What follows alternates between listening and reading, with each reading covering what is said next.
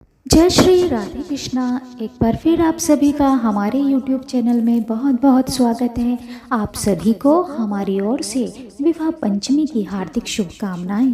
हिंदू धर्म में विवाह पंचमी का पर्व का बहुत ही विशेष महत्व होता है, क्योंकि इस विशेष अवसर पर भगवान श्री राम और माता सीता की पूजा की जाती है और उनका गठबंधन किया जाता है। विवाह पंचमी का पर्व को सनातन संस्कृति में बहुत ही महत्वपूर्ण माना गया है।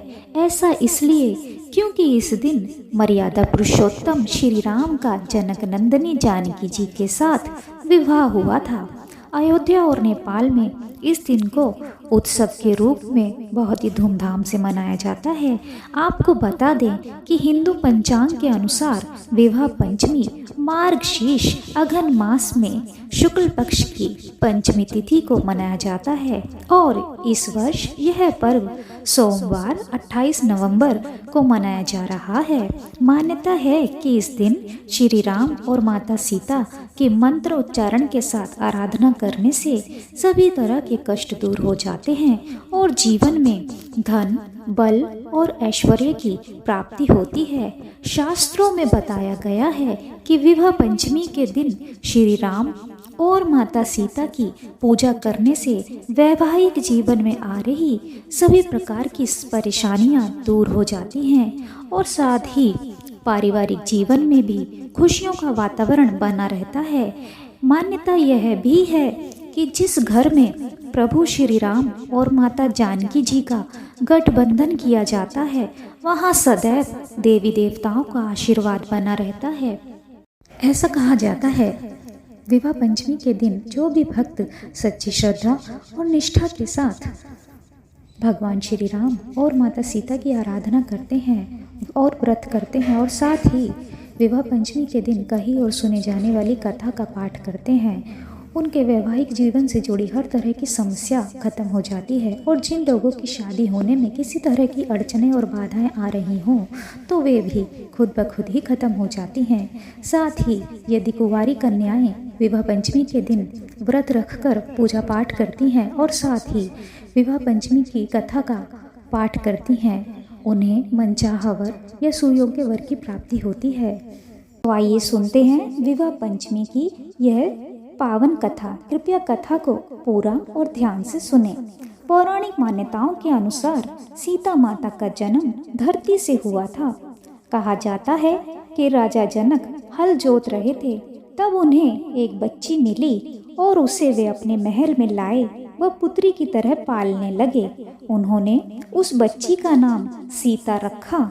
लोग उन्हें जनक पुत्री सीता या जानकी कहकर पुकारते थे। मान्यता है कि माता सीता ने एक बार मंदिर में रखे भगवान शिव जी के धनुष को उठा लिया था। उस धनुष को भगवान परशुराम के अलावा किसी ने नहीं उठाया था। ऐसा सामर्थ्य सिर्फ भगवान परशुराम में ही था। उसी दिन राजा जनक ने यह निर्णय लिया कि वो अपनी पुत्री का विवाह उसी के साथ करेंगे जो इस धनुष को उठा पाएगा। फिर कुछ समय बाद माता सीता के विवाह के लिए स्वयंवर रखा गया।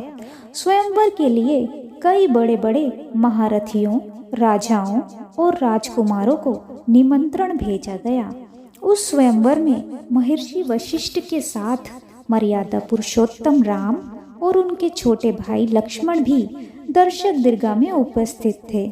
स्वयंवर शुरू हुआ और एक एक करके सभी राजा, धुरंधर और राजकुमार आए, लेकिन उनमें से कोई भी शिवजी के उस धनुष को उठा न सका। तो उठाना तो दूर, शिवजी के धनुष को वे सब उसे हिला भी नहीं सके। यह देखकर राजा जनक बेहद दुखी हो गए और कहने लगे कि क्या मेरी पुत्री के लिए कोई भी योग्य वर नहीं है। तभी महर्षि वशिष्ठ ने राम से स्वयंवर में हिस्सा लेकर धनुष उठाने के लिए कहा। राम ने गुरु की आज्ञा का पालन किया और एक ही बार में ही धनुष को उठाकर उसमें प्रत्यंचा चढ़ाने लगे, लेकिन तभी धनुष टूट गया। इसी के साथ राम स्वयंवर जीत गए और माता सीता ने उनके गले में वरमाला डाल दी। ऐसी मान्यता है कि सीता ने जैसे ही राम के गले में वरमाला डाली थी, तीनों लोग खुशी से झूम उठे थे। यही वजह है कि विवाह पंचमी के दिन आज भी धूमधाम से भगवान राम और माता सीता का गठबंधन किया जाता है। तो यह थी विवाह पंचमी के दिन कही और सुनी जाने वाली भगवान श्री राम और माता सीता के विवाह की कथा। बोलिए जय श्री राम, जय माता सीता की, जय हो लक्ष्मण जी की, जय हो हनुमान जी की। ऐसा कहा जाता है कि इस कथा को सुनने मात्र से ही वैवाहिक जीवन से जुड़ी तब सभी तरह की समस्याओं का समाधान हो जाता है।